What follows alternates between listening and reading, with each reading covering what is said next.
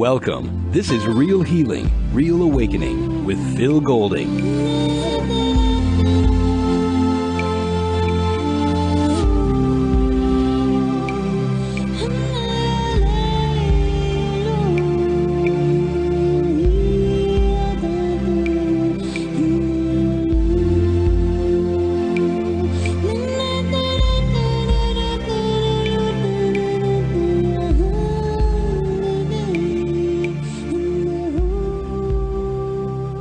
Welcome to Real Healing, Real Awakening. This 7th episode is called Meditation, the Path of Conscious Awareness. And this is part 1 of a 2-part series. In this first program, I will be dealing with the underlying principles and purposes of meditation. The point of this is to give you insight as to why meditation is so important for healing and awakening, for enhancing your ability to take charge of your mind. And in this second program of this 2-part series, I will be taking you through some actual meditation processes that will give you a step-by-step guide into meditation and a number of meditation approaches that can be used at different times and for different reasons. For example, deepening your clarity on the fundamental principles of life. Also for healing any painful emotions and for bringing peace to your mind. Another purpose that I will be dealing with is self-empowerment, building your self-esteem and being able to enhance your ability to create the life that you want. I hope you benefited from a deeper look into the fundamental principles of the process of healing and self-realization that we embarked on in episode 5, The Power of Love, and episode 6, Taking Charge of Your Life. If you have been listening to the previous shows, you would be very aware by now of the importance of the fundamental principles of unconditional love and total personal responsibility, and that the power to heal, change, to transform your life into a life that you would consciously want for yourself rests in your willingness to accept full responsibility to love yourself unconditionally. In other words, take full care of your own human mind, which is the foundation of your entire life. We must learn to take full conscious command of our mind because everything that we experience comes through the mind to our consciousness. Information reaches the mind via our senses, such as touch, smell, or hearing. Our senses are a passive physical instrument, just like if I held out a microphone. That microphone is like my ears. Or if I held up a pair of binoculars, those binoculars are like my eyes. But the mind is a processor, like a computer. It receives the information and stores that information. And stores that information onto programs that have already been set up in the mind. Now these programs in the mind are anything but passive. They have a tendency to take this information and then distort it, colour it, layer things onto it, depending on what we fear or what we may desire. Consciousness, on the other hand, is like the operator of the computer. If the computer operator is not skilled at understanding what computers are about, in other words, understanding the nature of the human mind, then the mind is likely to be in charge of the operator. It is likely to be operating on automatic routines, on programs, on habits, on old conditioning, which can be a real problem. The problem lies in the fact that most of these programs were created when we were children, with children's vulnerabilities, perceptions, and limited reasoning. Now if the operator of this computer, of this human mind, is unaware of this fact it is still taking for granted that these old programs are the only means to processing information, even now that we're an adult, then this information is simply not going to be processed correctly. We are, in fact, going to receive a very distorted picture of life. We may be living in an adult's body, doing adult things such as raising children and earning a living, but we may be seeing life through the perceptions of a powerless, vulnerable and confused child. Our perceptions, therefore, are driven by these programs, which is our old conditioning, either positive or negative, which constitutes our beliefs. And usually these beliefs have been so long a part of our experience, our existence, that we're not even aware that we have them. We just take it for granted that that's the way things are. But in fact, it's the way we believe things are.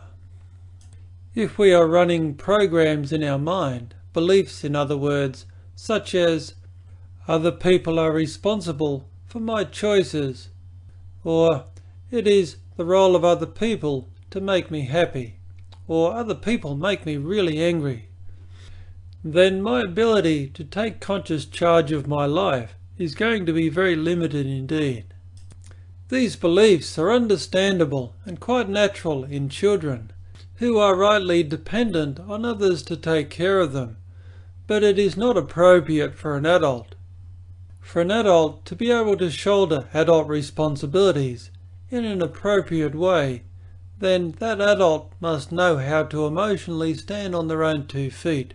They must know how to take responsibility for their own decisions in life, have real control over the way they think and feel. The fact that these beliefs, these old habit ways of thinking, sink down below our conscious awareness is one of the real reasons why it is so difficult to change. We don't know how to access these programs. We don't even know that they're there. They are laid down in a part of the mind that is designed to take care of routine ways of thinking and behaving. It is the same part of the mind that enables us to drive our cars very easily without thinking, or to even walk down the street. If we didn't have this part of the mind, our consciousness would be cluttered up with all these sorts of things that it just simply doesn't want to have to think about. We just want to stand up and start walking, for instance. It would be a real inconvenience if we had to read a set of instructions every time we got up that showed us how to put one foot in front of the other. But there is one thing that this level of mind cannot do, and that is tell the difference between reality and illusion. This is why children are so vulnerable, because it is this level of mind that is so dominant in their life. It is consciousness that is able to process and determine the difference between reality and confusion. But in a child, consciousness is still in a process of development. Another major problem when it comes to gaining mastery over our life is our self-esteem, or lack of it. We are afraid of not being seen as worthy, competent adults.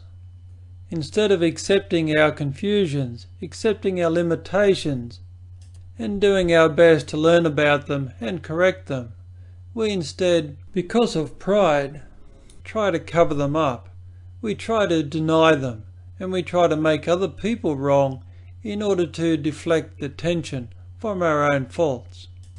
Lack of awareness, therefore, causes us to be afraid because we don't really know how to change ourselves. We don't know that we can take charge of our life.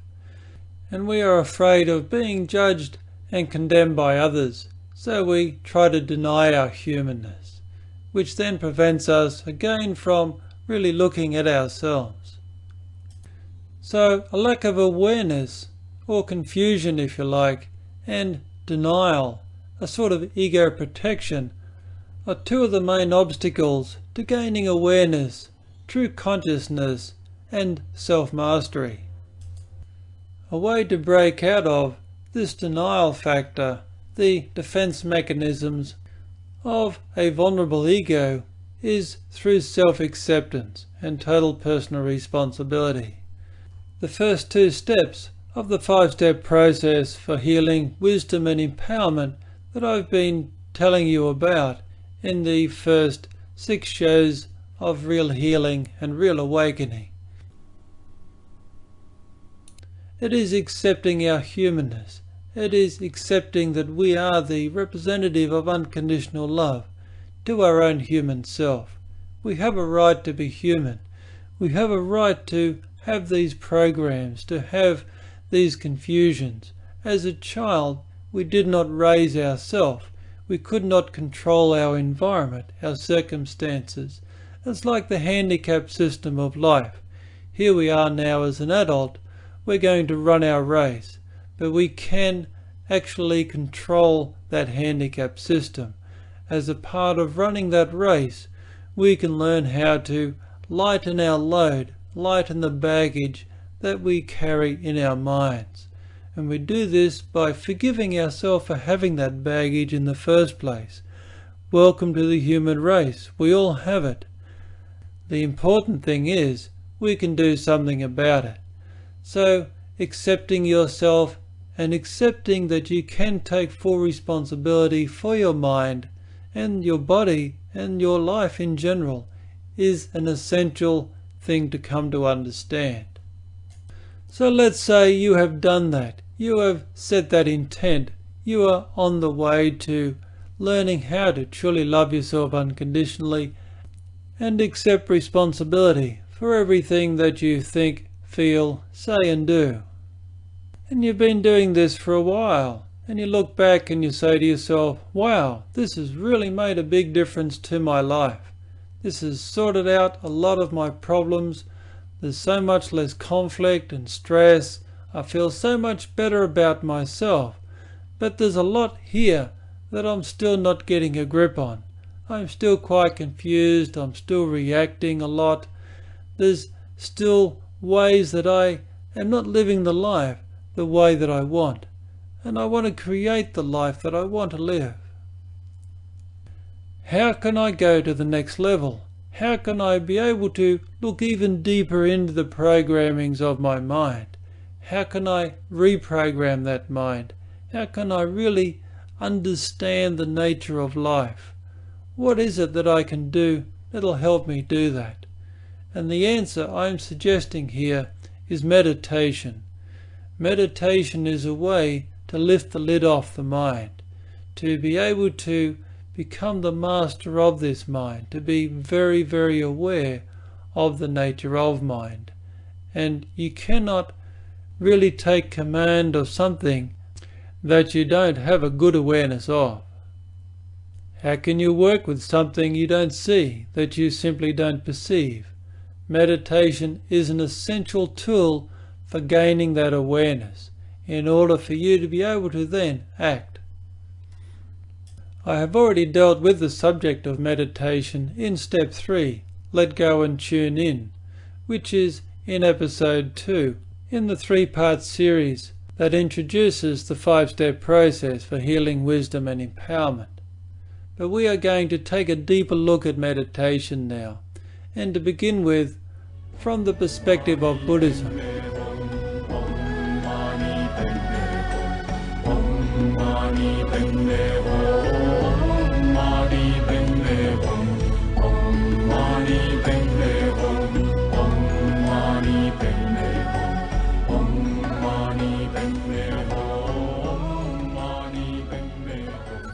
Meditation is a central feature of Buddhist practice, which has continued on uninterrupted in some part of the world over the last 2,500 years.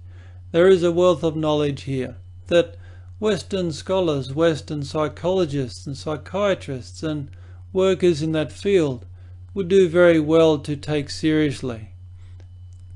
In my field of transpersonal psychology, meditation is regarded as one of the most powerful tools for awareness and personal change. It would be useful to begin with a bit of background of how Buddhism began. As legend would have it, Buddha grew up in a position of privilege in a royal family in a principality of India at around 600 BC. His name was Siddhartha Gautama. Siddhartha's father, the king of that area, was foretold that Siddhartha would be a great man, either a great king or a great sage. Now the king naturally wanted him to follow in his footsteps and be a king of that area as well. So he tried to shield Siddhartha from all the suffering and hardship that lay in the community in order to not to provoke his compassion and turn him on the path of the sage.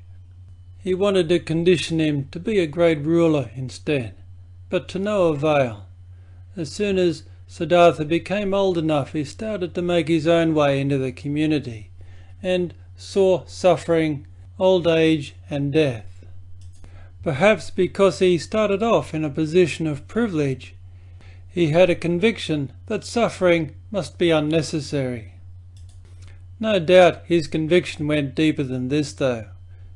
It is quite clear that if Buddha or Siddhartha Gautama was a real man, which is likely to be so, he would have had to have been born at a very high stage of consciousness to begin with. He would have been a long way down the track of his soul's journey to ultimate enlightenment. From that moment onwards, Buddha devoted his entire life to finding the answer to suffering and breaking its stranglehold on humanity. Now this is a very important thing to consider. Buddha didn't see people suffering and then conclude that, oh, well, they must need better houses or better pay or let's build better roads. He decided to destroy suffering altogether. There was something in him, there was awareness, a conviction, a knowing that told him that suffering was unnecessary. It was not a reasonable thing to have in a human mind. So this man is going for the ultimate, in the same way that I'm talking about going for unconditional love and total personal responsibility. You're going to get a long way if you aim at a target that high.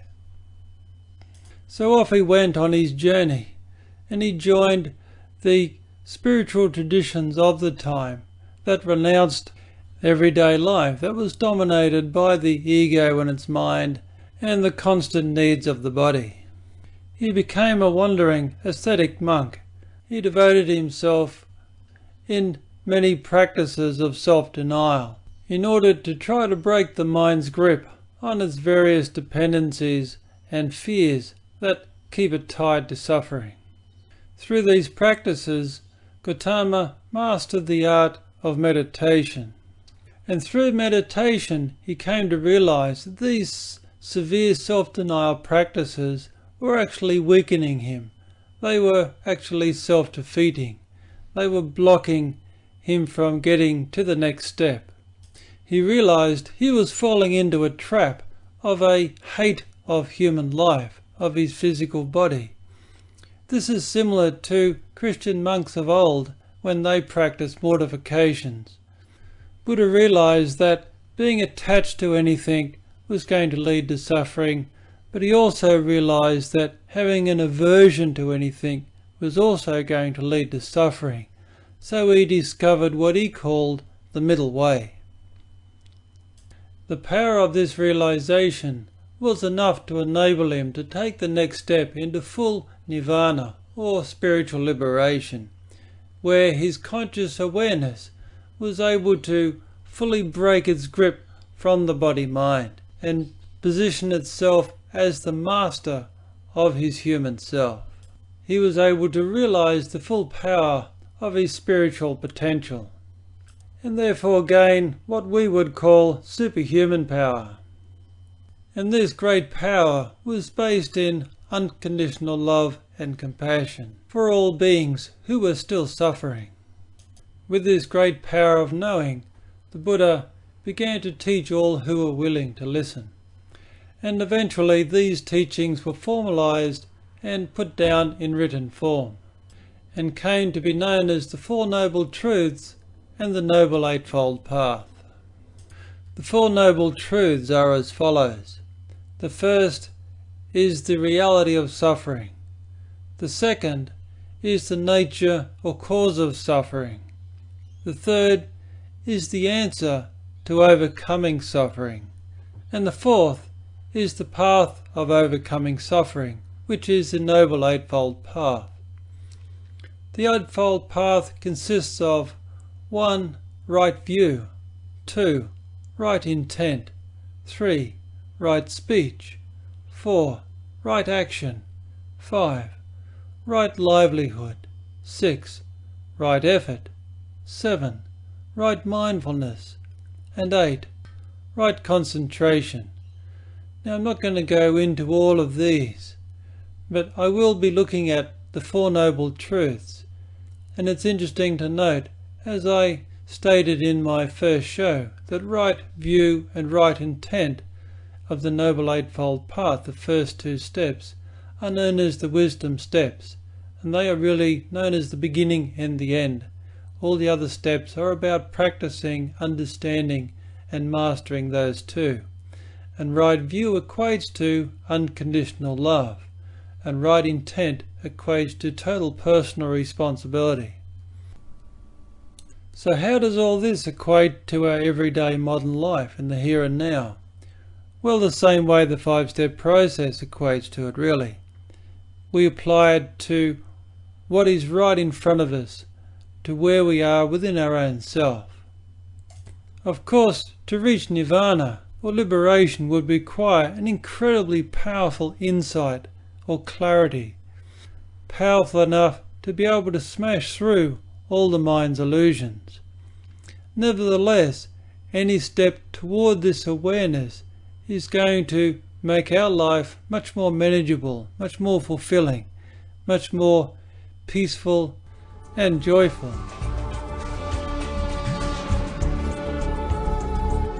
Open your heart to the wisdom of love and compassion,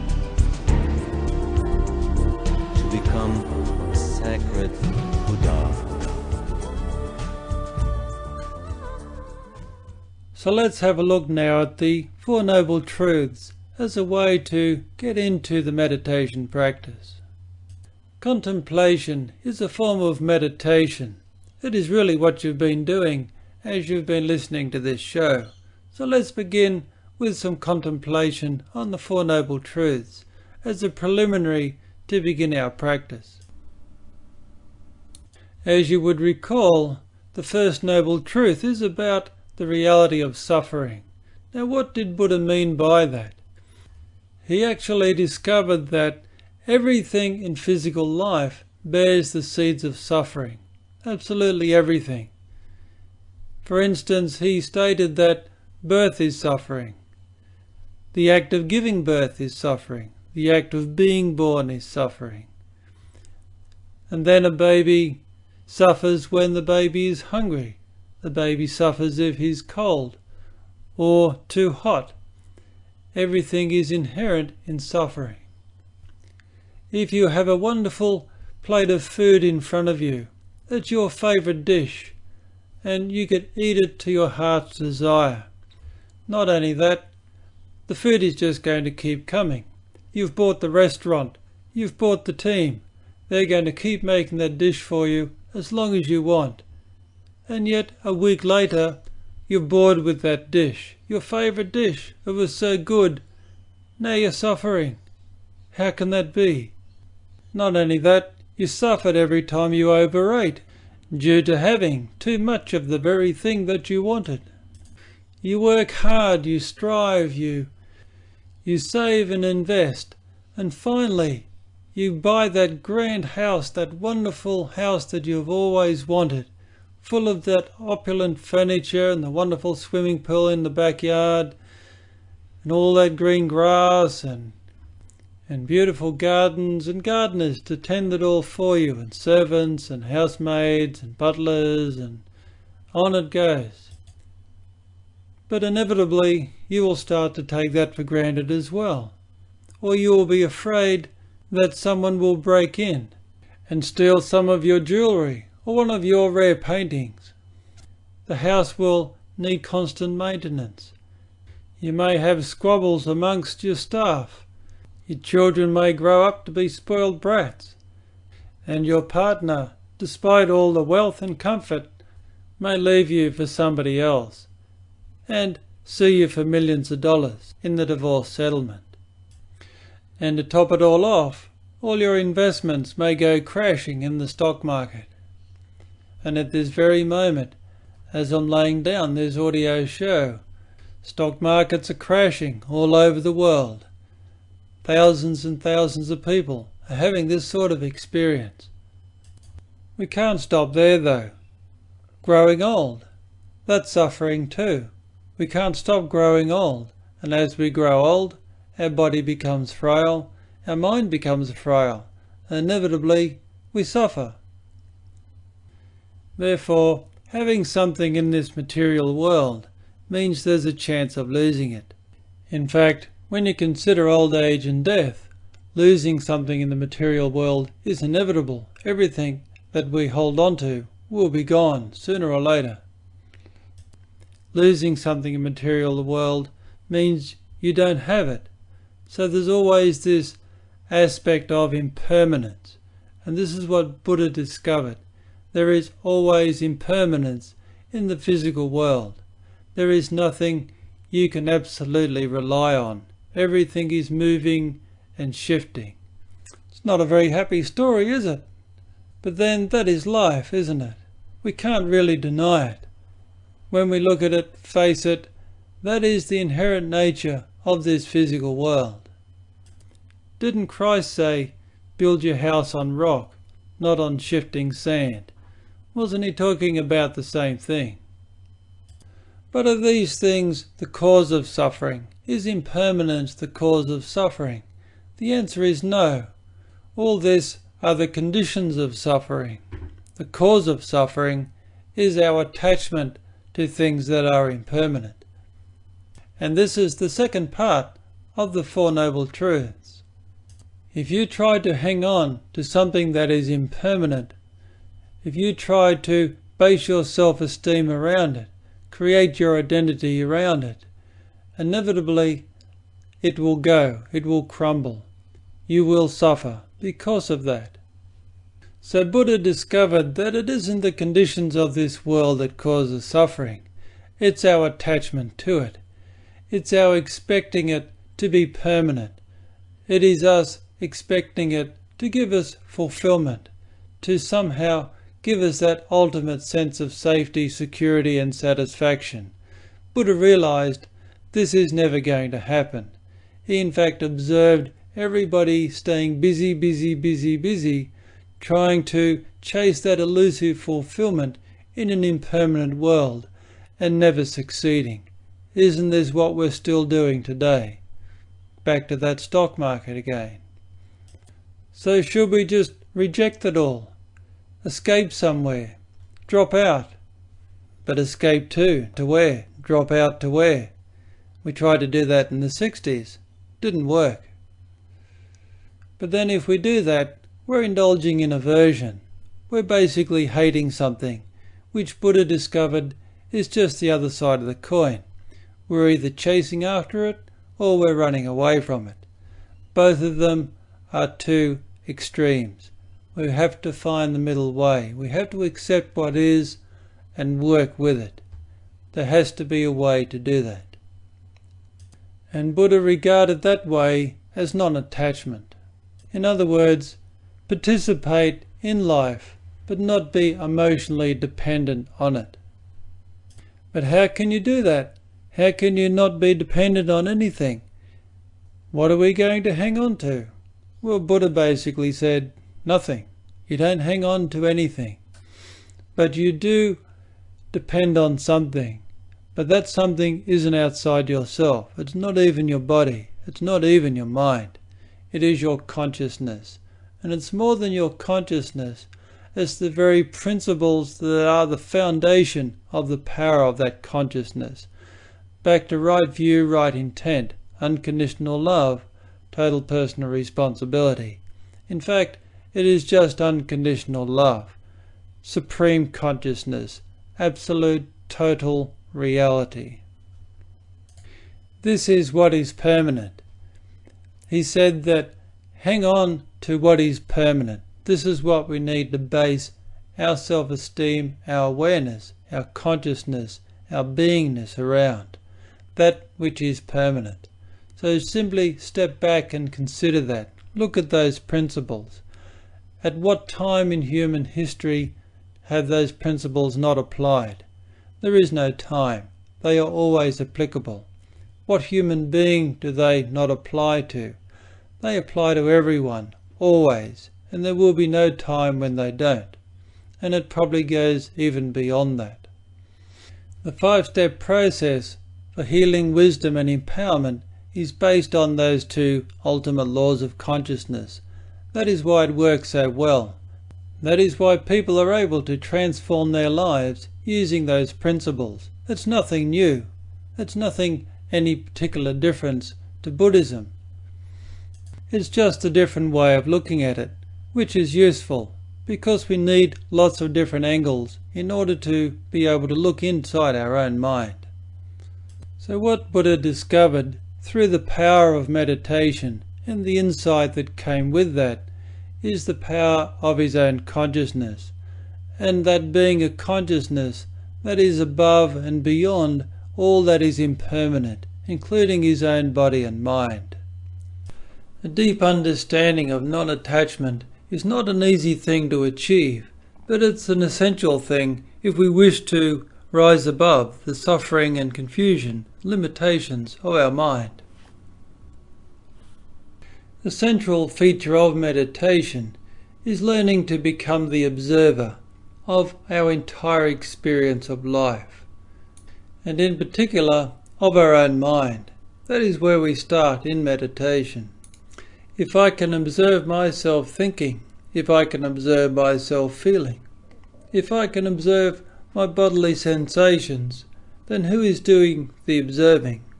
The answer, of course, is consciousness. And the power of consciousness is in its ability to observe untouched by the reactions of the mind and the body, whether those reactions are instinctual or conditioned due to our childhood experiences.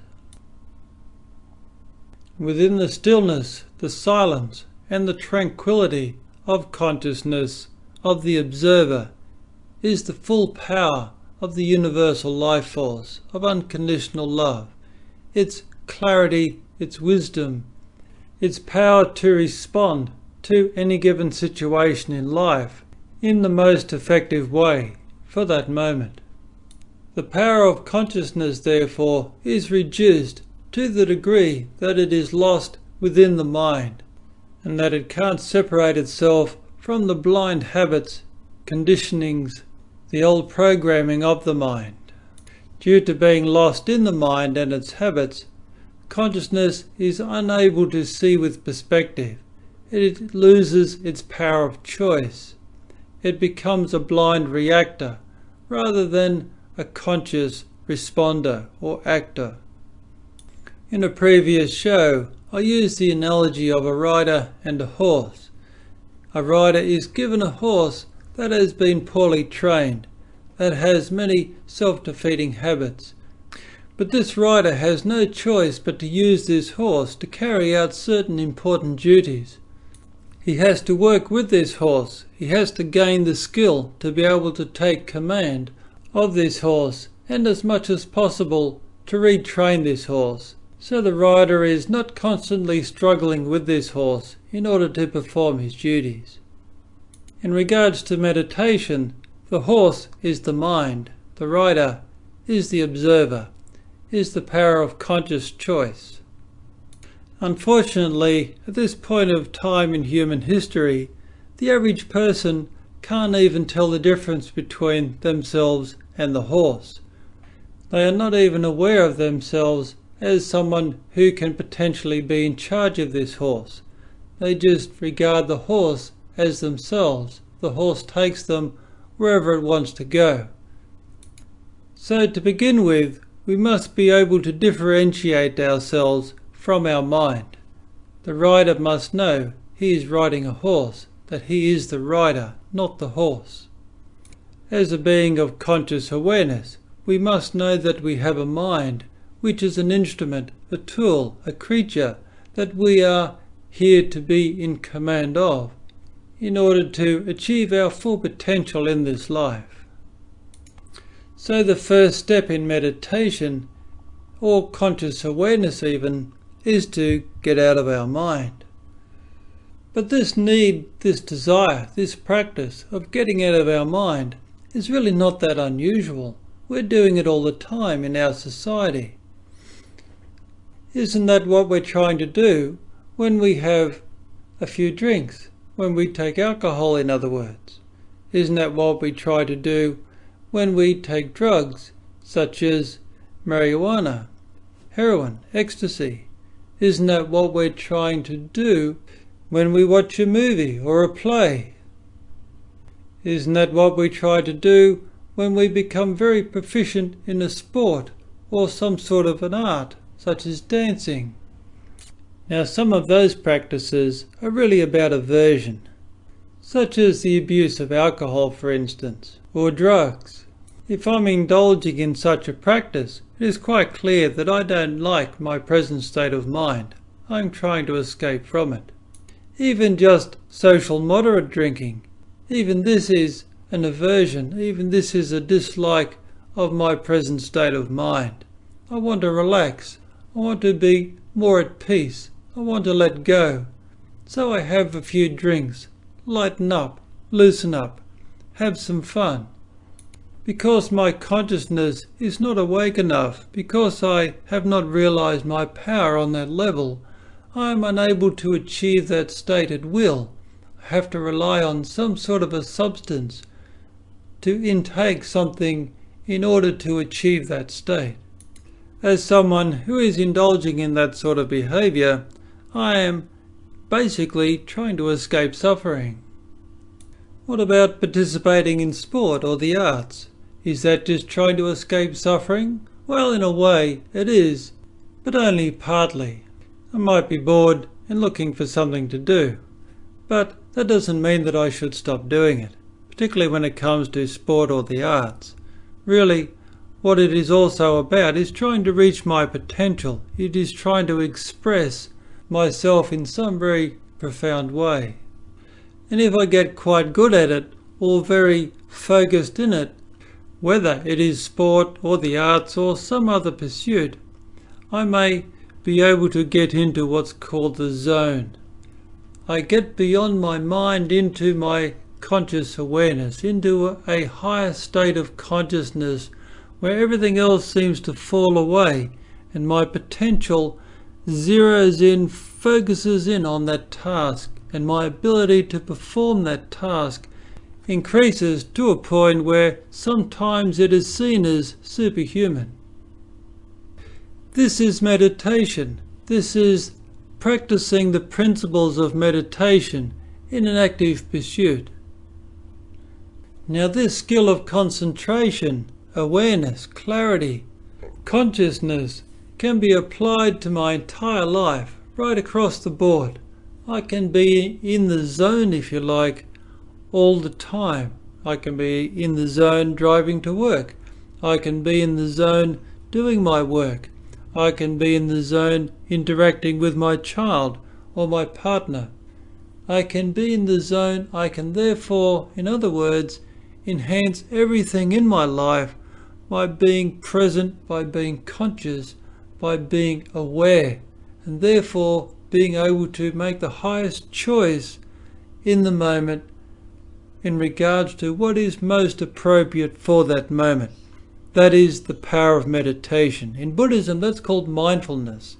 Mindfulness is describing the ability to be consciously aware in each moment and to be able to act from that consciousness, not from blind habit, which is not necessarily appropriate for the moment.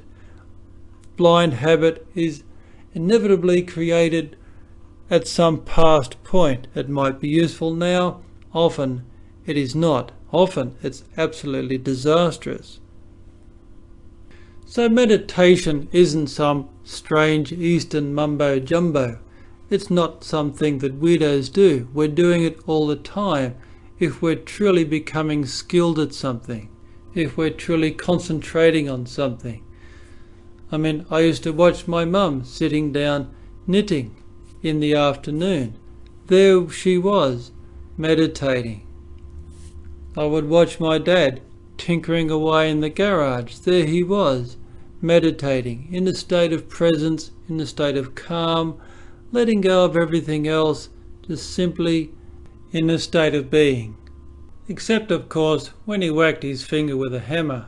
But fortunately, he didn't do that too often. Now, I'm not talking here about perfection.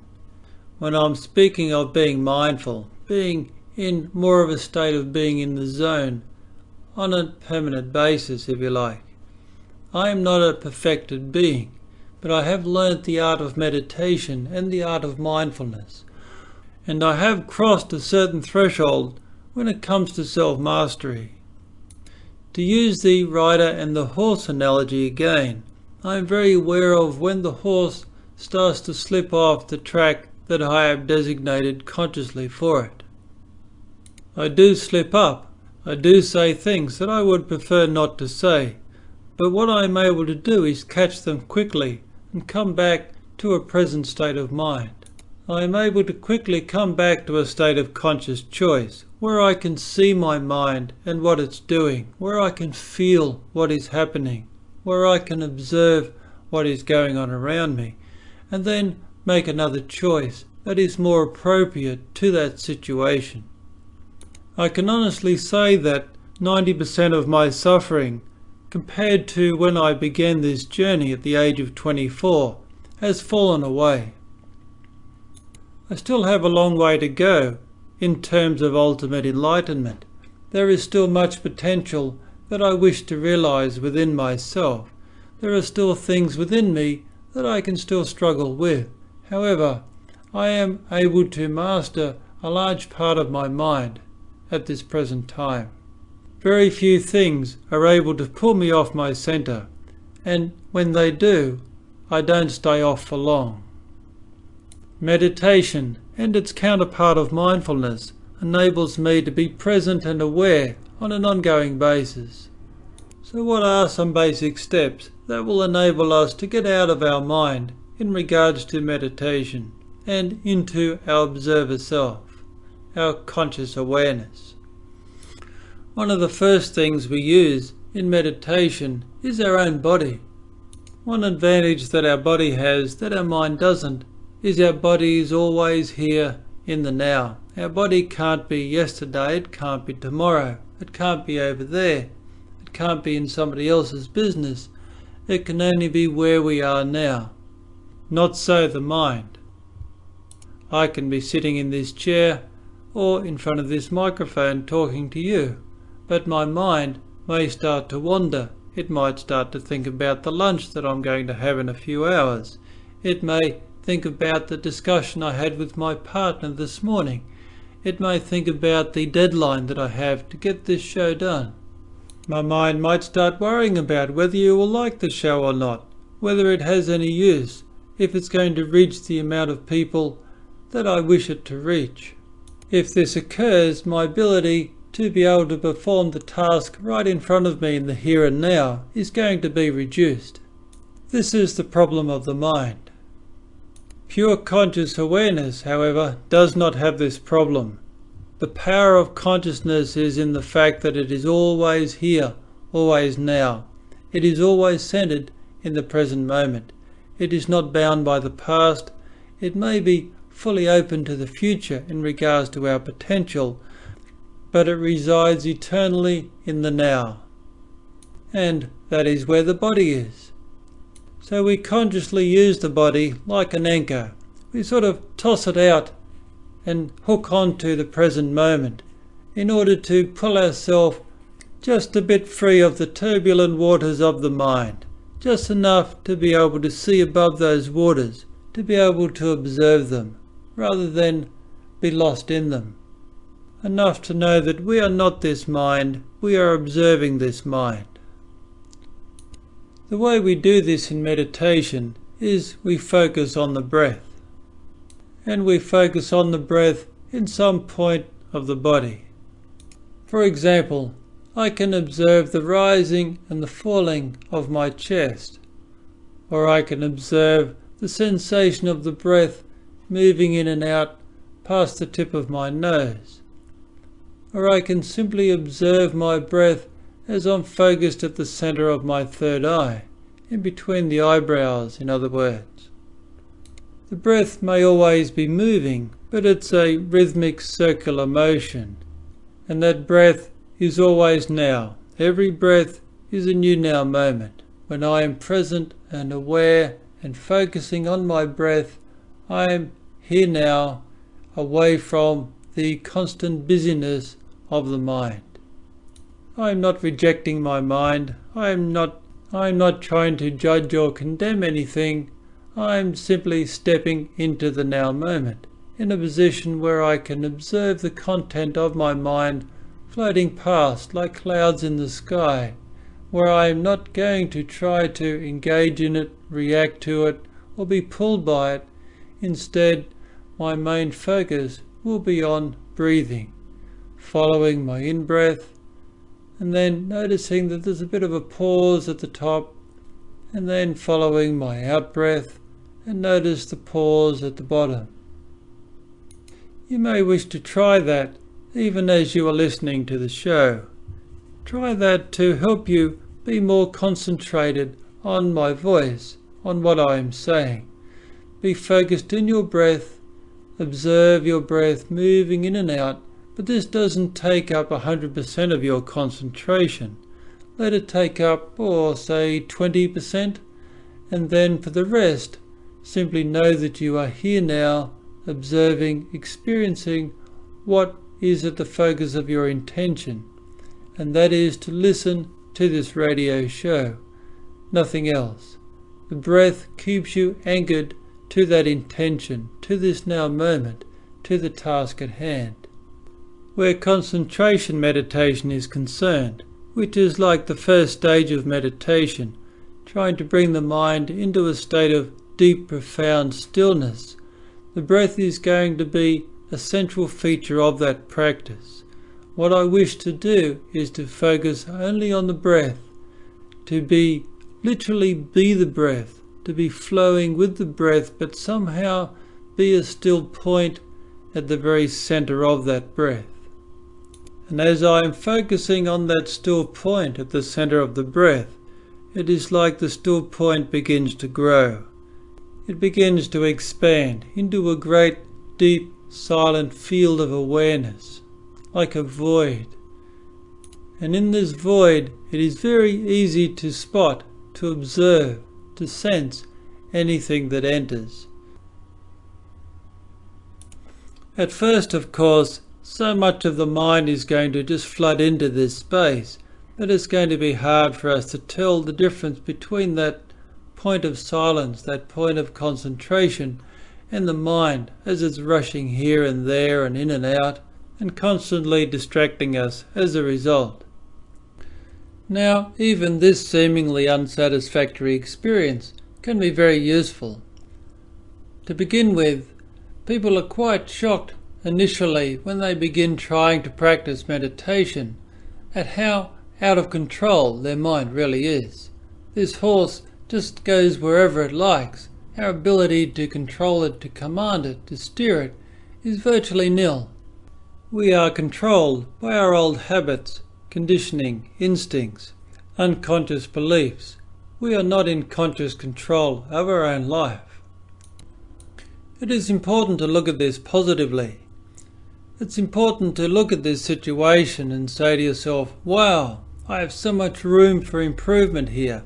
Just think how much my life is going to improve every little bit of control I gain back from my mind. Unfortunately though, most people give up meditation at this point because of an unrealistic expectation that it was going to be easy, that somehow they were going to achieve this profound state of stillness and peace. And here is your first lesson in meditation. Do not get attached to your expectations of what it's going to be like and how it should be. Back to the central core of non-attachment. The experience just is. It's simply an experience. So you go back to your breath and you observe some more. Mind out of control. How interesting. Now back to the breath. It was actually the expectation that I should get myself into a profound state of concentration quickly that most pulled me off my center. When I can accept that my mind is unruly, when I stop condemning that, when I allow it to simply flow through me without getting hassled by that experience, the quicker I will find that stillness at the center of the breath. The experience simply is what it is. It is essential from the perspective of conscious awareness, as the observer of this experience, not to put any meaning on that experience, not to overlay some conclusion or projection onto that experience. It just simply is. Mind busy with thought. Something neutral like that. That is all it is. It's a mind thinking. And right here is a deeper understanding of non-attachment. And right here also is a deeper understanding of the nature of the ego. Ego is the potential of consciousness, but it is still submerged in the mind and its conditionings and habits, fears and insecurities. It is trying to observe, it's trying to manage the experience of life, but it doesn't really know what it is. It doesn't comprehend its potential. So in this particular sort of experience, the ego got itself caught up in wanting the meditation to be a certain way, in order to perhaps prop up its self-esteem, or to escape from life suffering in some way. The ego tends to grasp at the experience like a starving man tries to grasp at food. Rather, we need to, as conscious awareness, allow the experience to be as it is, to simply let it unfold, to observe, without putting anything on it, without judging it, condemning it, reacting to it in any way. We are just watching the mind. So within that experience of watching, as we're watching the mind, we are also watching the emotional needs of the mind. Its fear of not getting this, its expectations of getting that. Here is the endless chasing after or running away from that the mind is constantly engaged in. The attachment or aversion that is spoken of in Buddhism. Here you are observing the very seeds of suffering that the mind is caught up in. To break this nexus of suffering, we let go of the need to have something a certain way. We are even letting go of the need of having still silence in our meditation. It's an interesting paradox that the more we let go of these things, the more that silence arises. And here is another profound lesson in detachment, and that is, there is nowhere to escape. There's nothing to escape from. When you let go, allow, completely harmonize with the experience, there it is. You're beyond the experience. You have transcended that experience. You have broken free of the nexus of suffering, at least in that brief moment. You are no longer in conflict with the experience. You have in fact detached from that experience. The conditions of the experience hasn't changed. What has changed is the way you perceive the experience, the way you take it in, the way you consciously respond to it. You have just achieved something very, very powerful.